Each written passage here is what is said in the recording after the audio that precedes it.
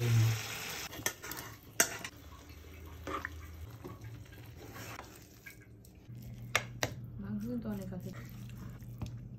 গরম ধোয়া উঠতেছে। আজকেও আমি রান্না করছি, বিসমিল্লাহ। মজা হয়েছে, বাট পার্সোনালি আমার পছন্দ হলো ভাতের চালের খিচুড়ি। পলার চালের খিচুড়ি খাওয়া যায় না তো বেশি, এই জন্য আমার পছন্দ না। মজা বাবা, গরম। পাকিস্তানি কক মুরগি।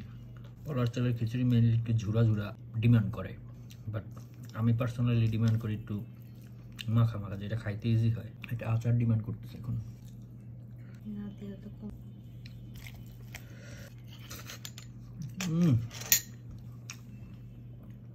আচার দিয়ে বেস্ট লাগতেছে।